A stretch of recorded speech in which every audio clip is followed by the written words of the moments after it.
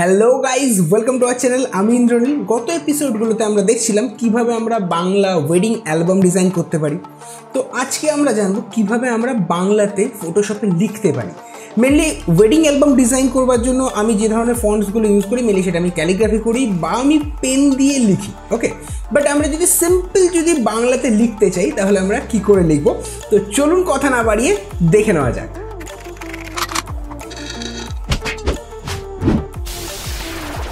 তো at first আমি এখানে অভ্রো কিবোর্ড বলে একটা সফটওয়্যার ডাউনলোড করে নিয়েছি।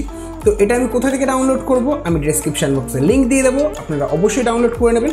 তো অ্যাট ফার্স্ট আমি এই সফটওয়্যারটার উপর জাস্ট ডাবল ক্লিক করছি অ্যান্ড হিট ইয়েস। দেন আমরা এখান থেকে ডাউনলোড অ্যান্ড ইনস্টলে ক্লিক করব। এটার জন্য ইন্টারনেট কানেকশন রিকোয়ার্ড রয়েছে। তো ফ্রি সফটওয়্যার, আপনি ইন্টারনেট কানেকশন অন করে সফটওয়্যারটাকে ইনস্টল করে নেবেন।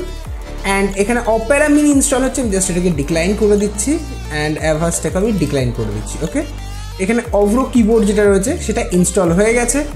তো আমি সিম্পলি নেক্সট ক্লিক করছি, I accept this agreement, next next okay next install and hit finish. Okay, install হয়ে যাওয়ার পরে দেখুন এখানটাতে একটা ছোট্ট প্যানেল চলে এসেছে। এরপর আমরা ডাইরেক্ট ফটোশপে চলে যাচ্ছি। এরপর সিম্পলি আমি এখান থেকে টেক্সট টুল নিচ্ছি। এরপর অভ্রোতে এখানে দেখুন একটা ছোট্ট প্যানেলে ইংলিশ লেখা রয়েছে। তো সিম্পলি আমি ইংলিশটাকে বেঙ্গলি করে নিচ্ছি, বাংলা লেখা চলে আসবে এখানটাতে। এরপর আমি যদি এখানে কিছু লিখি, সাপোজ ধরুন আমি লিখছি এখানে আমার সোনার বাংলা। ওকে, এখানে একটা দেখুন প্রবলেম হলো, আমি এখানে সোনার লিখেছি বাট ওকার যেটা রয়েছে সেটা দন্তস্বর আগে পরে যায়নি।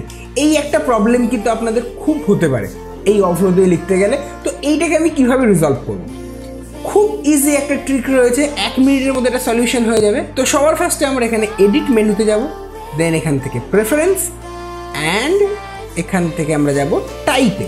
ওকে, এখানে দেখুন দুখানা অপশান রয়েছে।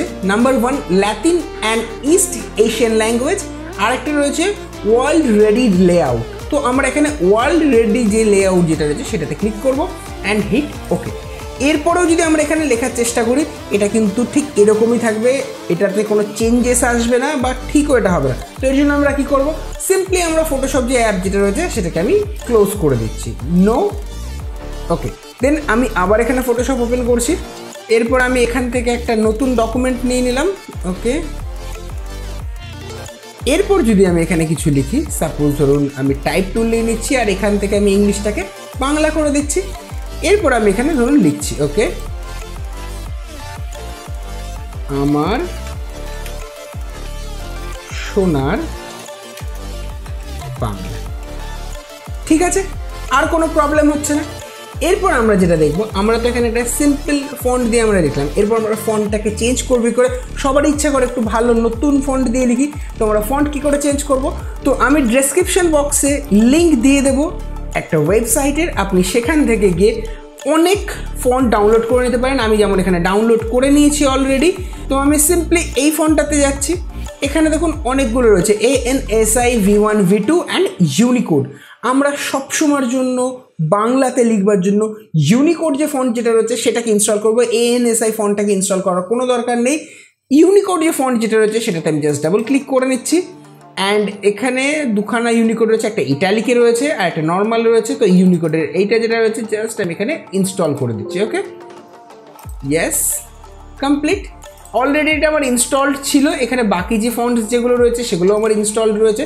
তো আমি এখানে কী করে ফন্ট চেঞ্জ করব, তো এটা তো আমার লেখা হয়ে রয়েছে আমার সোনার বাংলা।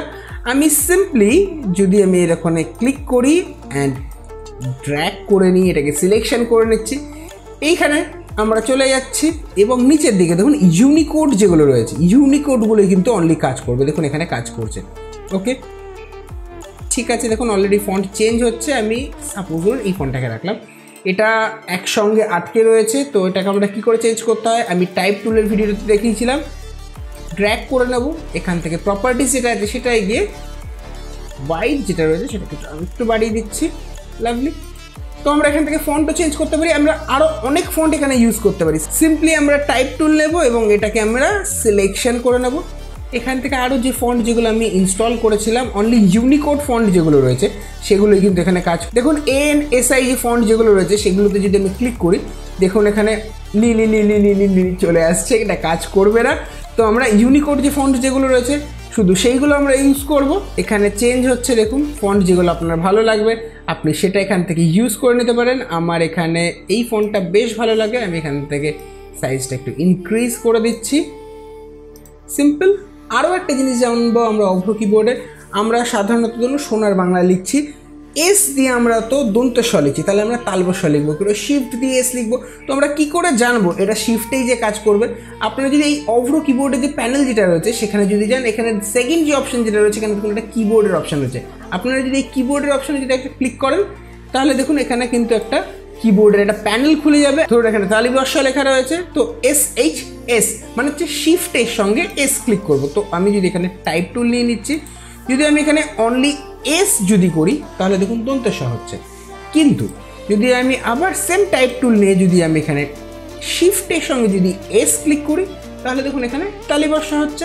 তো বোঝা গেল আপনারা এখান থেকে সিম্পলি কিবোর্ড যেটা রয়েছে সেটা আপনারা নিয়ে আপনারা কিন্তু খুব ইজিলি দেখে নিতে পারেন যে কোন ওয়ার্ডটার জন্য কোন কি অ্যাসাইন করা রয়েছে।